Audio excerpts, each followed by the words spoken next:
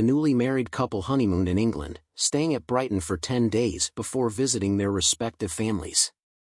First, they stayed with Charles's parents for Christmas before visiting Florence's family at Busquet Park. All seemed idyllic for the happy couple. However, a curious incident occurred which cast a shadow over the newlyweds. Charles received an anonymous letter in which he was accused, in vile terms, of having married Florence for her fortune. Charles immediately suspected that Dr. Gully had sent the missive, but nobody could claim to recognize his handwriting. Charles threw the letter in the fire and forgot all about it. They returned to the Priory on January 6 and settled into life as a very comfortable couple. They had servants to wait on them, a fine stable of horses, and every comfort they might require. It seemed that life would bring them nothing but happiness. Florence and Charles were delighted with each other. They entertained frequently, went out into society, and everyone declared that the handsome young couple were happy and devoted to each other. The only event to mar their early months of marriage was a miscarriage Florence suffered in February. Mrs. Cox, as ever, was on hand to help Florence recuperate. The only thing that seemed to come between Florence and Charles was the subject of household finance. Charles occasionally reproved his wife for her excessive spending. At first, Florence objected to his criticism, but she eventually relented to his desire to economize if it meant that his mother would not interfere in the matter. Florence therefore gave up a personal maid. However, when Charles suggested further economies by getting rid of Florence's beloved ponies, Florence put her foot down. She would not give up her horses. Charles dropped the matter, but he remained uneasy about her spending. Despite these occasional disagreements, their love for each other was not diluted. Charles wrote to his wife, "Looking back on the 10 weeks of our marriage, I feel that my words to you, although kindly meant, were unnecessarily harsh. In the future, my rebukes will be given with the utmost gentleness. I hold you to be the best of wives." What did Charles rebuke his wife for? Perhaps it was her drinking, which he and others, including Florence's own mother, had begun to notice. Or did his words simply refer back to her perennial spending, for lately, he had floated the idea to Florence that if she were to dispense with the services of Mrs. Cox, they would save even more money. Poor Mrs. Cox. It is unclear if she was aware of this suggestion, but if she did learn of it, then she would undoubtedly have feared for her future at the Priory. Then, in March, something happened. Charles fell ill. Florence was staying at Busquet at the time. It was after eating breakfast that he felt sick, and the butler, Rowe, gave him brandy before he set off for the train to his law chambers. Before he reached the station, Charles vomited profusely on the street. Still, Charles insisted on catching the train, but when he reached London, he went to his parents' house and rested. Later, he felt well again, and upon returning to the Priory, he made light of his brief illness. It was a curious incident indeed. Later that same month, Florence endured yet another personal tragedy. She miscarried once again. Distressed on his wife's behalf, Charles called in a Harley Street surgeon, and as ever, Mrs. Cox was on hand to help. By Easter, things were improving. Charles put up a tennis net, and there was a party of games and entertainment. Charles was an enthusiastic player, and he invited Mrs. Cox's sons to visit and play against him. Florence, still recovering, looked unhappily. Other visitors came too, including Florence's uncle and his daughter. Florence had been retiring to bed early as she was still recovering from her miscarriage, so Charles and Mrs. Cox dined alone together the evening after the tennis party. Despite expending so much energy at the tennis matches that day, by evening, Charles became irritable. He had a toothache, and Florence asked one of the maids if she knew of an effective remedy. She said that her husband had rubbed chloroform and laudanum on his gums before. Charles said the tincture that Florence had recommended had been ineffective. The maid could think of nothing, so Charles went to bed with brandy and water. The next day, Mrs. Cox left the Priory to travel to Worthing to secure a suitable house for Florence to visit for a rest cure. Florence herself rose a little later and traveled with Charles into London to go shopping. Charles was dropped off at Jermyn Street, and Florence went on to the Haymarket stores. Florence had returned to the Priory by 2 p.m., had rested after her excursion, and was woken up by Charles when he returned at around 5 p.m. Florence had purchased some expensive tobacco for him, and Charles was pleased with the gift. In the late afternoon, Charles changed and decided to go riding. He wanted to work off his excessive lunch in London. Against the groom's recommendation, Charles took out the cob. But it was an hour and a half before he returned, a sorry figure indeed, as he was breathless and badly shaken. The animal had bolted on him and carried him several miles. Hobbling into the house, he informed Florence of what had occurred, and she was appalled at how he limped in agonizing pain. That evening, Florence insisted on sitting with him for the evening meal rather than retiring early, and they both went up to dress for dinner. Mrs. Cox returned from her excursion and joined Florence in her room to help her. Then she freshened up herself and appeared in the morning room just in time for the butler to announce dinner. Dining on whiting, roast lamb, and anchovy eggs on toast, conversation was somewhat stilted, for despite Mrs. Cox's news of a potential rental in Worthing, Charles was still out of sorts after the cob had bolted earlier. When Mrs. Cox produced a photograph of the Worthing property, Charles dismissed it brusquely, much to the apparent annoyance of Mrs. Cox. Florence was silent. Throughout the meal, Charles liberally drank from the burgundy decanter, and by the time the meal was ended, he had consumed 4 glasses. Not to be outdone, the ladies drank 2 bottles of sherry between them. Following the meal, everyone retired to the morning room. Florence became tired, and only Mrs. Cox made an effort at conviviality. After 20 minutes, Charles looked at his pocket watch and realized that it was 9 o'clock. He reminded his wife that she was supposed to retire early. Florence kissed him and said good night. Mrs. Cox accompanied her upstairs to help her undress. At the foot of the stairs, Florence asked Mrs. Cox to fetch some marsala and water and bring it up. Doing as she was bidden, she retrieved the marsala and carried it to Florence's room, where she found her already undressing. The two of them were alone. 20 minutes later, the maid, Mary Ann, arrived with hot water and knocked on the door.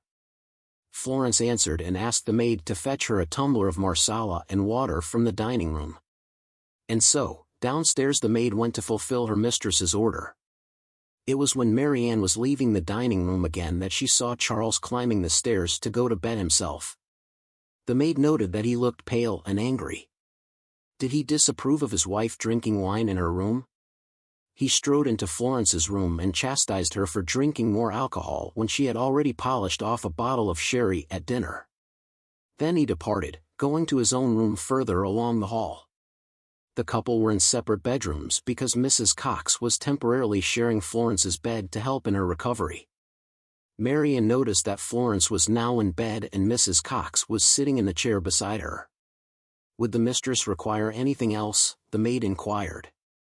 Florence said they would not. The maid bobbed a curtsy and retreated, closing the bedroom door behind her. She was on the landing when suddenly Charles's bedroom door burst open, and he appeared in his nightshirt. His face was deathly white. He loudly cried out for his wife and urgently asked the maid to bring him hot water. There was panic in his voice. For a moment, the maid wasn't sure what was going on, and she looked at her master in horrified surprise. Then, finally coming to her senses, Mary Ann dashed into Florence's bedroom and announced that Mr. Bravo was ill. Florence did not stir from her bed. She appeared to be dead to the world, so it was Mrs. Cox who came to Mr. Bravo's aid. She rushed into his room, where she found him vomiting out of the window onto the roof below. Mr. Bravo demanded hot water at once, and Mrs. Cox ordered the maid to fetch some from the kitchen. It was then that she observed a bottle of chloroform on the mantelpiece. It was empty. Charles was now prostrate on the floor. Mrs. Cox realized that he needed an emetic. Rushing downstairs to alert the butler, Rowe, she ordered that someone send for a doctor immediately. Then she went back upstairs and found Mary Ann mixing water with mustard, which was commonly used as an emetic. She struggled to force Mr. Bravo to take some of it as he was only semi-conscious and vomiting into a basin. During this extraordinary sequence of events, Mrs. Cox remained completely level-headed and knew exactly what to do. Not only did she take charge of the situation, but she also issued orders to the servants, which included sending Marianne into Mrs. Bravo's room to look for camphor. The maid found Mrs. Bravo still fast asleep. Evidently, the amount of alcohol she had consumed that night had rendered her completely unconscious. It took some time for the maid to wake her mistress, but when she finally did, Mrs. Bravo quickly went to Charles's bedroom. The sight that confronted her was distressing, but she was clear-headed enough to suggest that the doctor be called immediately. Florence said the doctor Mrs. Cox had summoned lived too far away and that Dr. Moore, who lived closer, would surely come much quicker if called. So, off Roe went in search of Dr. Moore. By the time the butler and the doctor returned to the Priory, they found Mr. Bravo writhing in a chair in agony. Examining the patient, Dr. Moore discovered that Mr. Bravo's breathing had almost completely stopped, his pulse was barely perceptible, his skin was cold and clammy, and his pupils were dilated. In short, the doctor thought he was dying. Dr. Moore suspected poison. Charles was lifted into bed. When the doctor asked what could have caused Mr. Bravo's rapid decline, Mrs. Cox could only think that the incident on the horse earlier that day might have had something to do with it. Whatever it was, Dr. Moore pronounced that it was unlikely that Mr. Bravo would recover. Immediately, Florence burst into tears, and Mrs. Cox comforted her. As always, Mrs. Cox was a tower of strength. And indeed, it was Mrs. Cox who went downstairs to let a Dr. Harrison into the house when he arrived. She told him that she suspected Mr. Bravo had taken chloroform. There were now 3 doctors in the Priory. They all observed that Mr. Bravo was insensible. Fearing that his heart might give way at any moment, they resorted to injecting him with brandy and water. While it appeared to stimulate his heart, Dr. Harrison informed Florence that Mr. Bravo had barely hours to live. Dr. Harrison then remembered what Mrs. Cox had told him at the front door. Mr. Bravo had apparently taken chloroform. Unaccountably, he could not smell it on Mr. Bravo's breath, but he mentioned it nonetheless to Dr. Moore, and they searched the room for signs of the drug. They discovered an empty bottle on the mantel, as well as a bottle of laudanum and another bottle containing an ammonia and camphor compound. It was all very puzzling. Suddenly, Mr. Bravo stirred a little, and Florence fell upon him weeping. The entire situation seemed hopeless. The doctors kept a watchful vigil. Mrs. Bravo wept inconsolably. Mrs. Cox stood at the bottom of the bed composed and self-possessed. The servants remained in the hallway, anxiously waiting. At midnight, Mrs. Cox persuaded Florence to rest in her room, while she and the 3 doctors waited for the inevitable at Charles's bedside. The hours slipped by. 1 a.m. 2 a.m. 3:30 a.m. Dr. Bell, who was Charles's cousin, arrived at the Priory. He had brought with him Dr. Johnson, a professor of clinical medicine at King's College Hospital and a senior physician there. They examined Charles, whose pulse was so feeble that it could barely be detected. But then suddenly, his pulse began to quicken alarmingly, and he passed and vomited blood. To Dr. Johnson, this confirmed his suspicions of poison. Charles opened his eyes for the first time in hours and asked Florence to kiss him. She begged him to tell her what had happened to cause him such agony, but Charles cried out, "Christ, have mercy upon me." The doctors quickly asked Charles to tell them what he had taken, but he was so distressed he could barely speak.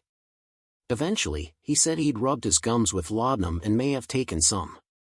However, this could in no way explain his symptoms. It was at this point that Mrs. Cox asked to speak to Dr. Bell privately. In the hallway, she related that Charles had confided in her that he had taken poison and, moreover, had begged Mrs. Cox not to inform Florence.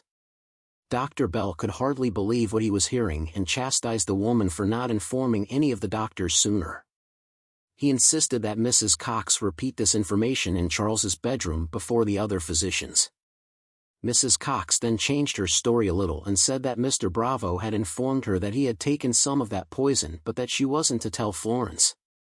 Didn't he tell her anything more than that? Mrs. Cox pleaded ignorance. Next, Dr. Johnson asked Mr. Bravo to confirm Mrs. Cox's story. Charles looked puzzled and said he did not remember taking any poison and repeated that he had only rubbed laudanum on his gums for neuralgia. Charles said that if it wasn't laudanum he had no idea what it was. Dr. Harrison then challenged Mrs. Cox.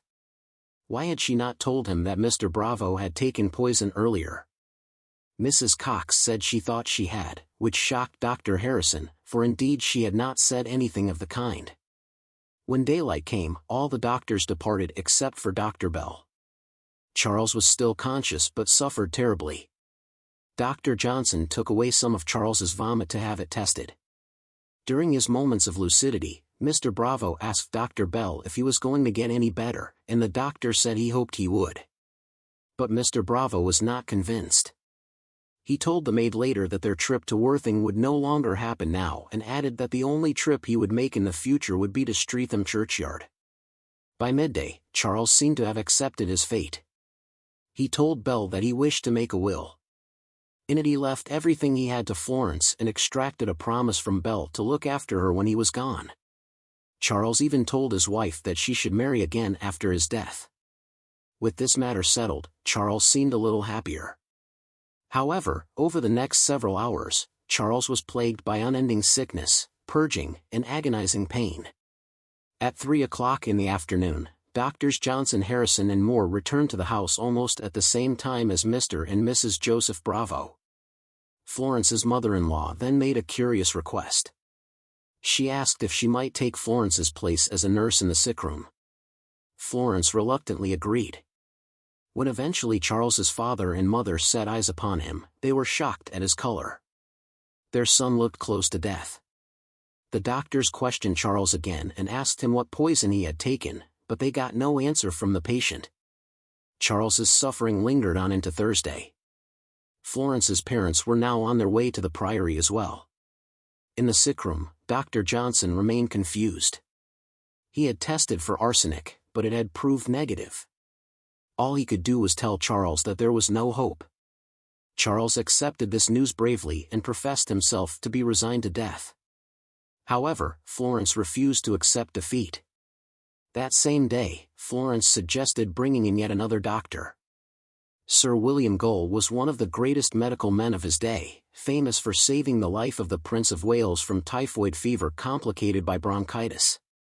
Arriving at the Priory, Sir William immediately took command of the entire situation. Examining the symptoms carefully, Gull immediately declared that Mr. Bravo's illness was not a natural disease, it was indeed poison. Still, Charles admitted to only taking laudanum. And then Dr. Gull told the patient that if he could not tell him more than that, there was an acute possibility that somebody in the household might be suspected of poisoning him. Charles limply said that he could tell him nothing more. Investigating further, Dr. Bell asked where Charles had vomited, and he was directed to the window. On the roof outside, 2 or 3 feet below him, some of Charles's vomit remained. A footman had the grim task of collecting it. Again, Charles declared that he had taken nothing other than laudanum, and Charles, clear-headed though weak, said to Sir William Gull that he had taken it out of Florence's bottle and that if there was anything else in it, he had not been aware of it. Sir William was infuriated by Charles's answers. The end for Mr. Bravo drew near. In a moving scene, Charles asked those assembled in the bedroom to say the Lord's Prayer with him, and dutifully, everyone knelt on their knees and recited the prayer in a low, halting voice. Despite the belief that Charles was moments from death, he still clung to life into the night. His agony did not ease, and in the early hours of Friday morning, he fell into unconsciousness. As the sun was coming up over the Priory, Charles Bravo finally died. That morning the Priory fell silent. The master of the house was dead. 3 days ago, he had been healthy and cheerful, very much alive, and now he was gone. More than that, the doctors suspected poison. Where grief might have filled the rooms of the Bravo home, this natural feeling was instead adulterated by suspicion, for it seemed clear to everyone in the household that Mr. Bravo had suffered an unnatural death. The question therefore presented itself, exactly how did Mr. Bravo die? If he had been poisoned, had he committed suicide? Or worse, had he been murdered? And if he had been deliberately killed, who had administered the poison?